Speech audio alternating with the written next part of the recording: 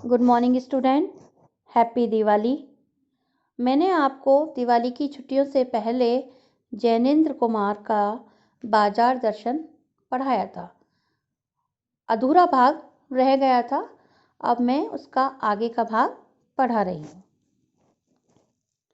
पर उस जादू की जकड़ से बचने का एक सीधा सा उपाय है, वह यह है कि बाजार जाओ तो मन खाली ना हो।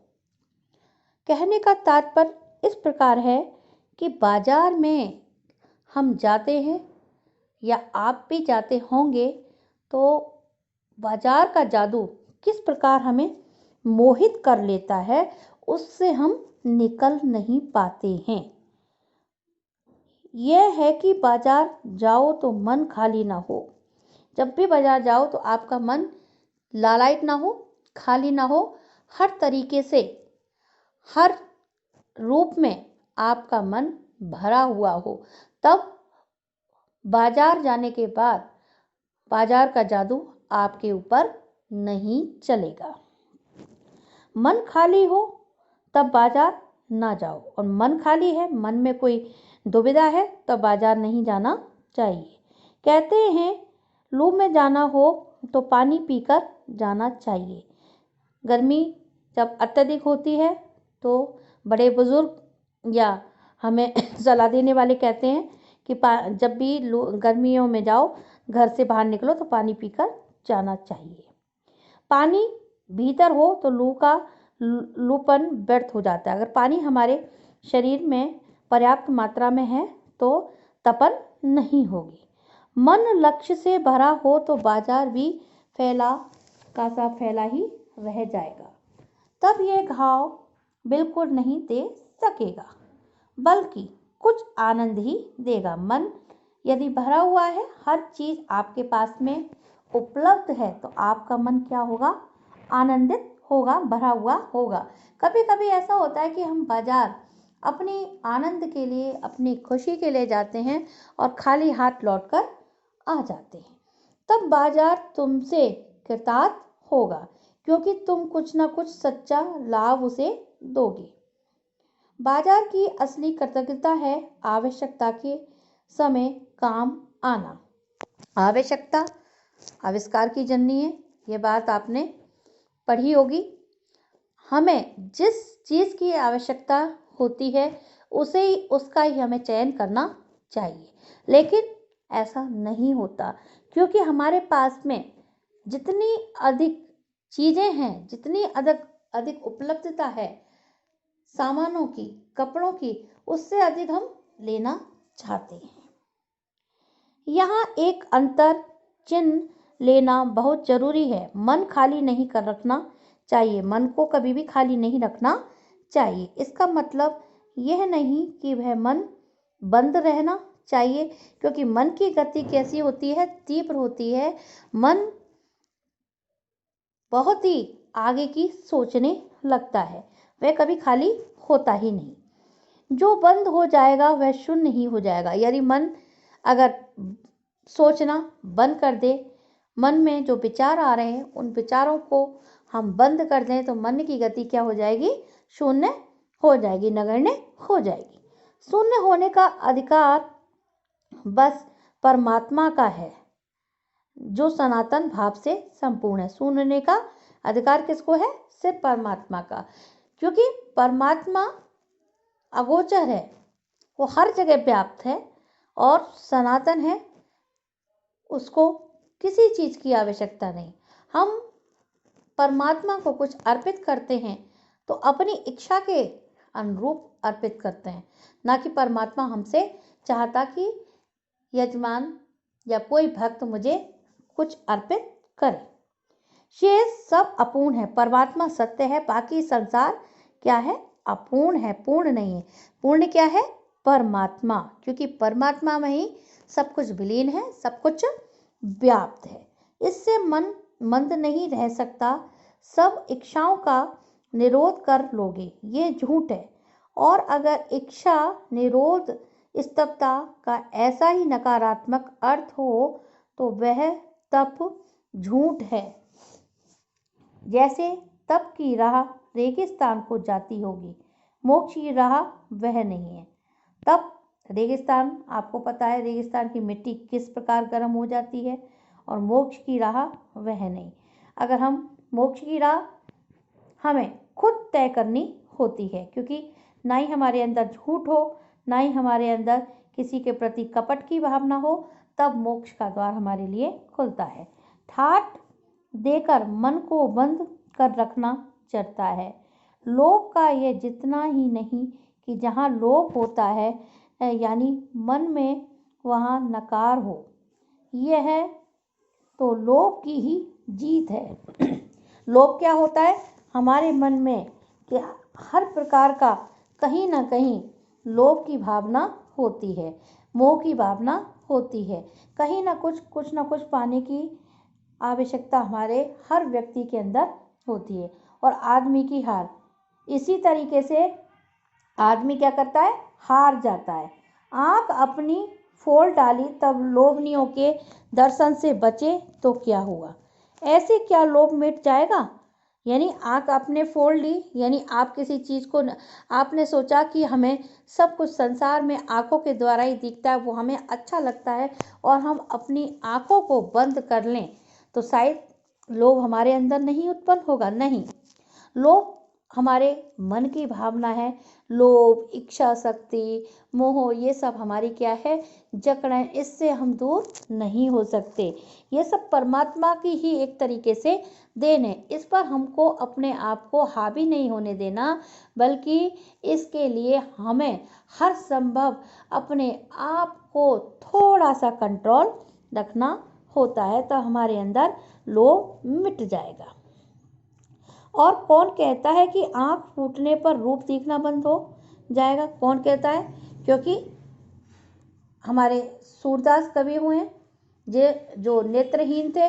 नेत्रहीन होने के बाद में उन्होंने कृष्ण के दर्शन नेत्रहीनता में कर लिए, तो उन्होंने कभी ऐसा नहीं चाहा कि हे ईश्वर परमात्मा मुझे आप आंखें दे दो, क्योंकि बंद आंखों में इस परमात्मा का स्वरूप स्थापित हो गया, तो उनको आंखों की जरूरत ही नहीं पड़ी। ऐसा नहीं है कि आंख फोड़ने से सब कुछ बंद हो जाएगा, लोभ मोह नहीं होगा। अपनी आंख फोड़ डाली तब लोभनीय के दर्शन से बचे तो क्या हुआ? अगर अपनी ही हमने आंख को क्षति पहुंचा दी, तब ऐसा लोभ किस काम का?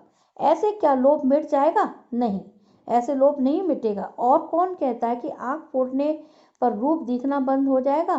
क्या आंख बंद करके ही हम सपने नहीं लेते? जब हम सोते हैं तो हमारे सपने आंख बंद कर ही आते हैं, और खुली आंखों के जब आंखें खुलती हैं तो आंखों के सामने सब फीकापन हो जाता है, सारे सपने नगण्य हो जाते हैं, झूठे हो जाते हैं। और वे सपने क्या चैन भंग नहीं करते हैं? जब सपने हम देखते हैं बंद आंखों से, तब जब आंख खुल जाती है तो क्या हमें संतोष होता है और हमारा चैन भंग हो जाता है, और हम क्या हो जाते हैं? लालायित हो जाते हैं। इससे मन को बंद कर डालने की कोशिश तो अच्छी नहीं, वह अखारत है। यह तो हठ वाला योग है। जिस प्रकार योगी यति मुनि हठ योग करते हैं, इसी प्रकार से मन पर काबू पाना बहुत बड़ी बात है, क्योंकि अच्छे अच्छे ऋषि मुनियों का भी मन साधना से हट जाता है। शायद हट ही हट है, योग नहीं। हट योग नहीं, क्योंकि हठ योग में भी योगी यति मुनि क्या हो जाते हैं? अपनी साधना से हट जाते हैं। योगी वह होता है जो हमेशा उस परमात्मा के स्वरूप में स्थित रहता है और अपने आप को विलीन कर देता है। इससे मन कृश भले हो जाए और पीला और असक्त जैसे विद्वान का ज्ञान, वह मुक्त ऐसे नहीं होता। इससे वह व्यापक की जगह संकीर्ण और विराट की जगह शुद्र होता है। यानी परमात्मा क्या है? व्यापक, विराट है। विराट यानी सब कुछ उसमें समाहित है। इसी प्रकार से हमें अपना स्वरूप भी एक ऐसा रखना चाहिए जिसमें सब कुछ, दुख, लोभ, मोह सब हमारे अंदर निहित हैं, लेकिन हम उसको देखते रहें, समझते रहें, लेकिन लालायित ना हो। इसलिए उसका रोम रोम मूंद कर बंद तो मन को करना चाहिए। वह मन पूर्ण कब है? हम में पूर्णता होती तो परमात्मा से अभिन्न हम मासूम ही ना होते। अगर हमारे अंदर पूर्णता होती तो परमात्मा हमसे दूर नहीं है, परमात्मा हमारे अंदर ही स्थित है, अपूर्ण है, इसी से हम हैं। सच्चा ज्ञान सदा उसी अपूर्णता के बोध को हमसे गहरा करता है। सच्चा कर्म सदा इस पूर्णता की स्वीकृति के साथ होता है। अतः उपाय कोई वही हो सकता है जो बलात् मन को रोकने को ना कहे, जो मन को भी इसलिए सुने क्योंकि वह अप्रयोजनीय है, रूप से हमें नहीं प्राप्त होता है। हाँ, मनवानेपन की छूट मन को ना हो क्योंकि वह अखिल का अंग है, खुद कुल नहीं है। क्योंकि मन माने मन की जो छूट होती है वो उसमें ही समाहित होता है। और हमारे मन की छूट क्या है, हम मन को हम छूट देते हैं तो वह आगे तक खुला हो जाता है, और मन को संकीर्ण कर लेते हैं, संगठित कर लेते हैं तो मन हमारा भरा हुआ होता है, हमें किसी चीज़ की आवश्यकता नहीं होती। पड़ोस में एक महान बाब रहते हैं जिनको लोग भगत जी कहते हैं। चूरन बेचते हैं कि चूरन यह काम करते जाने उन्हें कितने बरस हो गए। एक महान बाब है भगत जी जिनको कहते हैं, वे चूरन बेचते हैं और कई उनको बरस हो गए, लेकिन किसी एक भी दिन चूरन से उन्होंने 6 आने पैसे से ज़्यादा नहीं कमाए। यानी चूरन बेचते बेचते बरस हो गए और 6 पैसे भी नहीं कमाए। चूरन उनका आस पास सरनाम है और खुद खूब लोकप्रिय है। आमदनी नहीं है लेकिन चूरन के नाम से लोकप्रिय हैं। कई व्यवसाय का गुर पकड़ लेते हैं और उस पर चलते तो आज खुशहाल क्या माला माल होते, क्या कुछ उनके पास ना होता। कुछ क्या होते हैं, आनंदित रहते हैं, खुश होते हैं, चाहे उनके पास में कुछ ना हो लेकिन फिर भी वह खुश ही रहते हैं और दूसरों को भी आनंद प्रदान किया करते हैं। इधर 10 वर्षों से मैं देख रहा हूँ उनका चूरन हाथों हाथ बेच जाता है, पर वे ना उसे थोक देते हैं ना व्यापारियों को बेचते हैं, खुद बनाते हैं, खुद ही बेचते हैं और जो पैसा मिलता है उससे अपना खर्चा चलाते हैं। चाहे तो वह व्यापारियों को बेच दें, लेकिन नहीं, क्योंकि उनको तो उसमें ही आनंद आता है। पेश की आर्डर कोई नहीं लेते, ना ही कोई पेश की लेते हैं, ना ही कोई आर्डर लेते हैं। बंधे वक्त पर अपनी चूरन की पेटी लेकर घर से बाहर हुए नहीं कि देखते देखते 6 आने की कमाई उनकी हो जाती है। क्योंकि चूरन बेचने वाले को सिर्फ इतनी संतुष्टि है कि उसका चूरन उसने 6 आने तक बेचना है और अपने मन को खुश रखना है और आनंदित होना है। क्योंकि चूरन वाले की मन की बात इस प्रकार है कि वह आनंदित होना चाहता है, वह किसी लोभ में नहीं पड़ना चाहता है, अपने काम को आगे नहीं बढ़ाना चाहता है। लोग उनका चूरन लेने को उत्सुक भी रहते हैं क्योंकि चूरन लोगों को अत्यधिक पसंद है, और वे उत्सुक इसलिए रहते हैं क्योंकि अच्छा है तभी लोग बिक्री करेंगे। पर 6 आने पूरे नहीं कि भगत जी बाकी चूरन बालकों को मुफ्त भी बांट देते हैं। यानी उनको 6 आने तक ही अपनी कमाई करनी है और जो चूरन बच जाता है उसको वह मुफ्ती बच्चों को दे देते हैं। कभी ऐसा नहीं हुआ कि कोई उन्हें 25वां पैसा भी दे सके। कभी चूरन में लापरवाही नहीं हुई और कभी रोग होता भी तो मैंने उन्हें नहीं देखा है। यानी कभी उनको किसी प्रकार का रोग नहीं हुआ, ना कोई बीमारी, वो जैसे रोज आते थे उसी प्रकार से 6 आने का चूरन बेचने के बाद में संतुष्ट हो जाते और बाकी बच्चों को दे दिया करते। और तो नहीं, लेकिन इतना मुझे निश्चय मालूम होता है कि इन चूरन वाले भगत जी पर बाजार का जादू नहीं चल सकता। बाजार का जादू इसलिए नहीं चल सकता, वे आगे नहीं बढ़ना चाहते, वो उतने में ही खुश रहना चाहते हैं, आनंदित रहना चाहते हैं। क्यों? क्योंकि उनके अंदर लोभ की भावना नहीं है। लोभ हमारे मन में आ जाता है तो हम कुछ ना कुछ आगे के लिए सोचते रहते हैं और आगे का कार्य करते रहते हैं। कहीं आप भूल कर बैठिएगा, इन पंक्तियों को लिखने वाला मैं चूरन नहीं बेचता हूँ। कहीं आप इन सब बातों को की भूल मत करिए बैठेगा, इन पंक्तियों को मैंने लिखा है, मैं कोई चूरन नहीं बेचता हूँ। जी नहीं, ऐसी हल्की बात भी ना सोचिएगा। ना ही यह समझिएगा कि लेख के किसी भी मान्य पाठक ने उस चूरन वाले को श्रेष्ठ बताने की मैं हिम्मत कर सकता हूँ।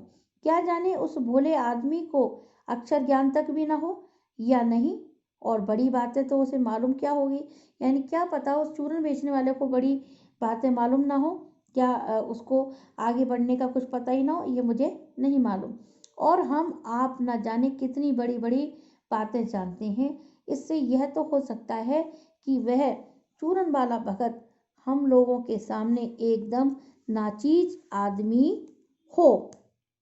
यानी हमारे सामने वो चूरन बेचने वाला भगत कैसा हो, बिल्कुल नाचीज आदमी हो।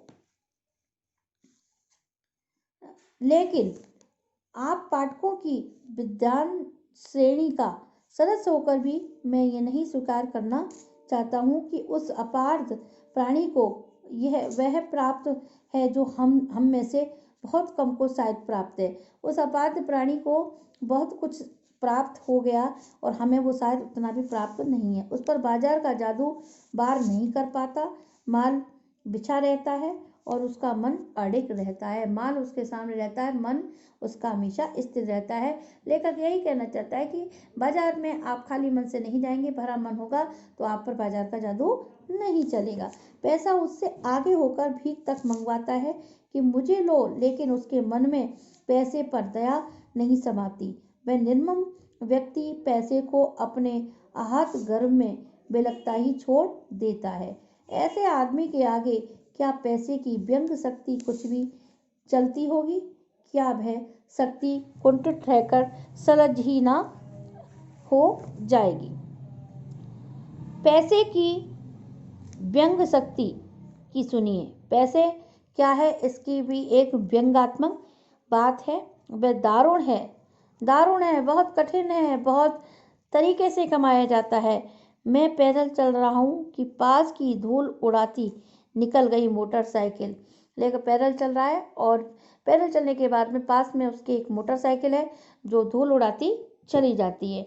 वह क्या निकली मेरे कलेजे को क्रोधती एक कठिन व्यंग की लीक सी आड़ से पार हो गई।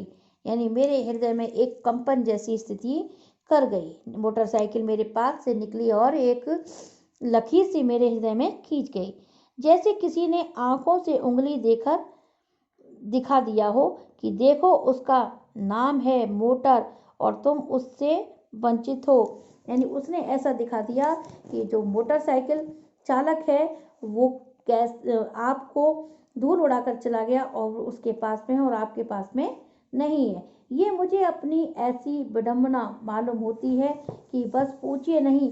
मैं सोचने को तो आता हूँ कि हाय, ये ही माँ बाप रह गए थे जिनके यहाँ मैं जन्म लेने को हूँ। यानी कभी कभी मैं सोचने को मजबूर हो जाता हूँ, क्या मैं अपने ऐसे माँ बाप के यहाँ हुआ कि मेरे यहाँ मोटरसाइकिल भी नहीं। कभी कभी मन बड़ा खिन्न हो जाता है कि हम जिसके पास में बहुत अधिक देखते हैं और हमारे पास कुछ भी नहीं होता तो हमारा मन खाली हो जाता है। क्यों ना मोटर वाले के यहाँ हुआ होता, क्यों ना गाड़ी वाले के यहाँ हुआ होता, शायद मैं भी इसका लुत्फ उठा रहा होता। उस व्यंग में इतनी शक्ति है कि जरा में मुझे अपने सगों के प्रति कृतज्ञ कर सकती है। अपने सगों के प्रति एक ज्ञापकता, उनके प्रति प्रेम, उनके प्रति एक मन में जो दुविधा होती है उसके प्रति सोचने को मजबूर कर देती है। लेकिन क्या लोक वैभव की यह व्यंग शक्ति उस चूरन वाले अकिंचितकर मनुष्य के आगे चूर चूर होकर ही नहीं रह जाती? चूर चूर क्यों, पानी पानी। एक जो वैभव वाले व्यक्ति के सामने, लोक वैभव की शक्ति के सामने वो चूरन बेचने वाले का क्या चूर चूर, यानी उसका कोई मान कोई घमंड नहीं, लेकिन वह अपने में ही मस्त होता चला जाता है। तो क्या बल है जो इस तीखे व्यंग के आगे ही अजय नहीं रहता, बल्कि मानो उस व्यंग की क्रूरता को ही पिघला देता है। ऐसा व्यंग है मानो कोई क्रूरता हमारे हृदय में है तो उस उसको भी पिघला देता है। अच्छे अच्छे मनुष्य के अंदर कितनी भी क्रूरता होती है, लेकिन कोई आनंदित मन वाला मिल जाता है तो वह क्रूरता भी क्या हो जाती है, पिघल जाती है, दूर हो जाती है। उस बल को नाम दो जो पर ना वह निश्चय उस तल की वस्तु नहीं है जहाँ पर संसारी वैभव फैलता फूलता है। वह कुछ अपर जाति का तत्व है। लोग स्पिरिचुअल कहते हैं, स्पिरिचुअल यानी आध्यात्मिक कहते हैं, आत्मिक, धार्मिक, नैतिक कहते हैं। मुझे योग्यता नहीं कि मैं उन शब्दों में अंतर देखूं और प्रतिपादन करूं। मेरे अंदर इतनी योग्यता भी नहीं कि मैं उसे प्रतिपादन कर सकूं। मुझे शब्द से सरोकार नहीं, मैं विद्वान नहीं कि शब्दों पर अटकूं। लेकिन इतना तो है कि जहाँ तृष्णा है बटोर रखने की स्पर्धा है, और वहीं उस बल का बीज नहीं, बल्कि यदि उसी बल को सच्चा बल मानकर बात की जाए तो कहना होगा कि सच्चाई की तृष्णा, संचय की तृष्णा और वैभव की चाह में व्यक्ति की निर्बलता ही प्रमाणित होती है। संचय हम करते हैं और संचय करने में हमारी तृष्णा, वैभव आदि हमारे अंदर कूट कूट कर भर जाता है और हम प्रमाणित कर पाते हैं कि हमारे पास में सब कुछ है। निर्मल ही धन की ओर झुकता है, निर्बल व्यक्ति ही धन की ओर झुकता है। वह अबलता है, वह मनुष्य का धन की ओर चेतन पर जड़ की विजय है। बच्चों इस लाइन पर गौर कीजिएगा, वह मनुष्य पर धन की ओर चेतन पर जड़ की विजय है। मनुष्य जो निर्बल व्यक्ति होता है वह ही धन की ओर झुकता है, और जिसके पास, सबल व्यक्ति के पास में क्या होता है, सब कुछ होता है, वह संचय करता जाता है और उसके अंदर तृष्णा, वैभव आदि बढ़ता जाता है। लेकिन मनुष्य पर धन और चेतन की जड़ की विजय है। मनुष्य पर क्या हो जाता है, धन की विजय हो जाती है और जड़ चेतन सबसे दूर हो जाता है, विजय धन पर ही प्राप्त कर लेता है। लेकिन जो परमात्मा है वह इससे दूर हो जाता है, अपने आप को वह भूल जाता है। एक बार चूरन वाले भगत जी बाजार चौक में दिख गए। मुझे देखते ही उन्होंने जय जय राम किया। मैंने भी जय जय राम कहा। उनकी आंखें बंद नहीं थी और न उस समय वे बाजार को किसी भांति कोस रहे मालूम होते थे। राह में बहुत लोग, बहुत बालक मिले जो भगत जी द्वारा पहचानने आने के इच्छुक थे। भगत जी ने सबको ही हंसकर पहचान लिया, सबका अभिवादन किया और सबको अभिवादन किया। इससे तनिक भी यह नहीं कहा जा सकेगा कि चौक बाजार में होकर उनकी आंखें किसी से भी कम खुली थी, लेकिन भौचक्के के हो जाने की लाचारी उन्हें नहीं थी। यानी उनको ऐसा महसूस नहीं था कि उनके पास में कुछ भी नहीं है, ऐसी लाचारी उनके मन में नहीं थी। व्यवहार में परोस पेश उन्हें नहीं था और खोए से खड़े नहीं रह गए चाहते थे। भांति भांति के बढ़िया माल से चौक कर भरा पड़ा था। उस सब के प्रति अप्रीति उस भगत के मन में नहीं है जैसे उस समूचे माल के प्रति भी उनके मन में आशीर्वाद हो सकता है, विद्रोह नहीं। प्रसन्नता ही भीतर है, क्योंकि कोई रिक्त भीतर नहीं है। उनके हृदय में क्या है, प्रसन्नता का भाव है, कोई रिक्तता नहीं है, कोई भी शून्यता नहीं है। देखता हूँ कि खुली आंख, तुष्ट और मग्न वे चौक बाजार में से चलते जाते हैं। राह में बड़े बड़े फैंसी स्टोर पड़े रह जाते हैं। उनके सामने बहुत मॉल, फैंसी स्टोर पड़ जाते हैं। और बच्चों, आपने देखा होगा कि हम और आप कैसे चकाचौंध में फंस जाते हैं। हमारे सामने कोई चीज़ फैंसी स्टोर पड़ जाए तो हम, चाहे हमारे पास में हो, लेकिन फिर भी हमारा मन उसमें फंस जाता है, चलो थोड़ा देख ही लें। और जब हम देखते हैं तो हमें लेने के लिए मन हो ही जाता है। पर फैंसी स्टोर पड़े रह जाते हैं। कहीं भगत नहीं रुकते हैं तो एक छोटी पंसारी की दुकान पर रुकते हैं, जहाँ पर उनको चूरन का सामान लेना होता है। वहाँ दो चार अपने काम की चीज़ ली और चले जाते हैं।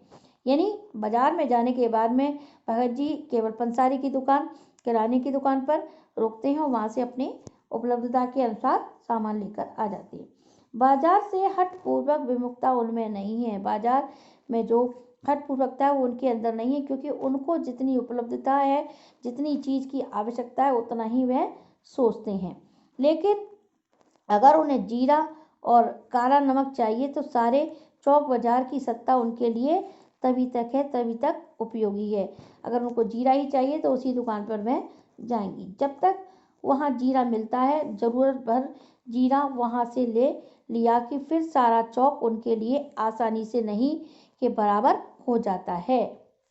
ये जानते हैं कि जो उन्हें चाहिए वह है जीरा नमक, क्योंकि भगत जी को पता है कि उनको चूर्ण बनाने के लिए जिस चीज़ की आवश्यकता है, सामग्री की आवश्यकता है, जीरा और नमक, तो वे वहीं चौक पर जाते हैं और ले लेते हैं। बस इस निश्चित प्रतीति के बल पर से सब चांदनी चौक का आमंत्रण उन पर व्यर्थ होकर बिखर जाता है। चांदनी चौक कहाँ स्थित है? दिल्ली में।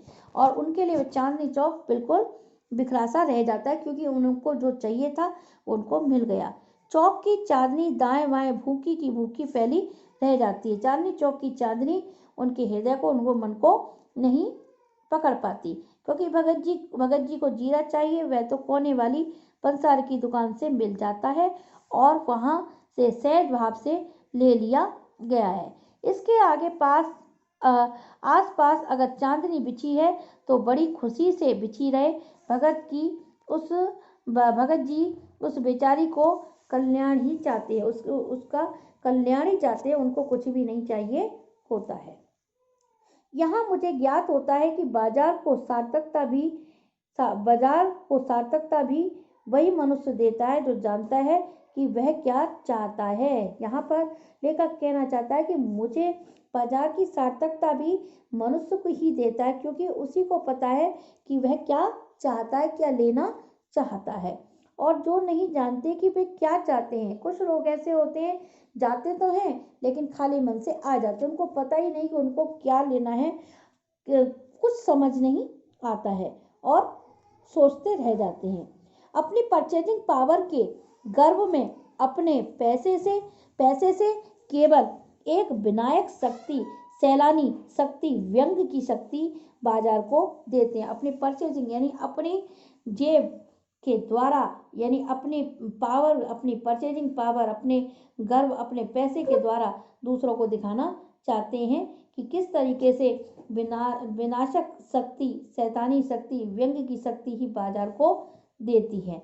ना तो वे बाजार से लाभ उठा सकते हैं, ना उस बाजार को सच्चा लाभ दे सकते हैं। ना तो वे बाजार से लाभ ही उठा पाते हैं और ना ही बाजार को कुछ भी दे सकते हैं। वे लोग बाजार का बाजारूपन बढ़ाते हैं, जिसका मतलब है कि वे कपट बढ़ाते हैं।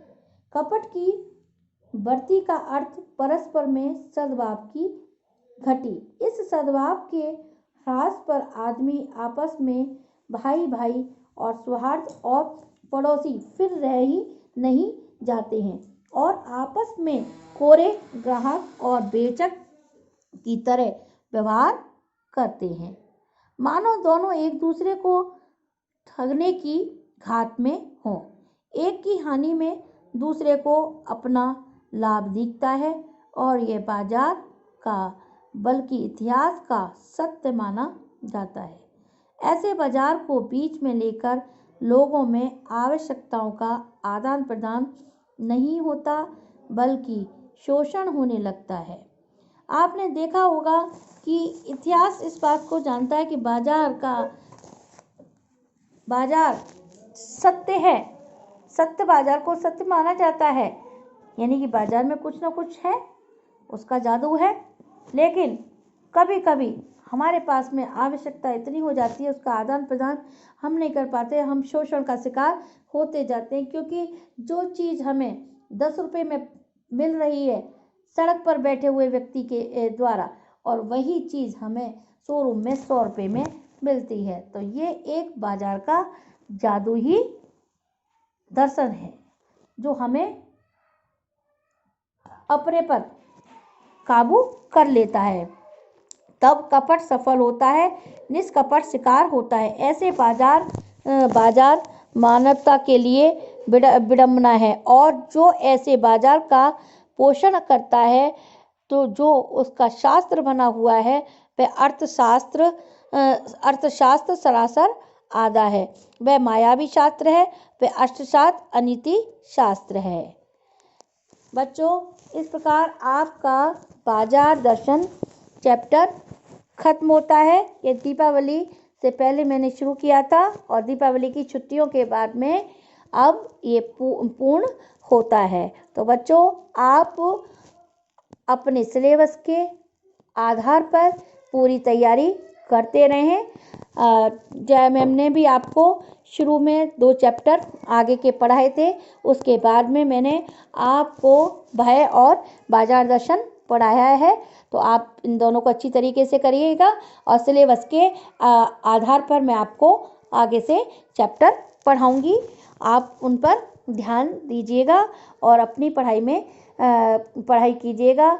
और जिन बच्चों ने अभी तक अपने पेपर सबमिट नहीं किए हैं तो प्लीज़ ऐप पर सबमिट करिएगा, क्योंकि आपके मार्क्स जोड़ना अनिवार्य है। तो जिन बच्चों, चाहे हिंदी मीडियम हो चाहे इंग्लिश मीडियम हो, आप पेपर सबमिट करा दीजिएगा और होमवर्क भी आप करते रहिएगा। जो भी आपको पढ़ाया गया है उसको आप दोहरान करते रहिएगा, क्योंकि हफ्ते में एक बार ही आपका वीडियो अपलोड होता है।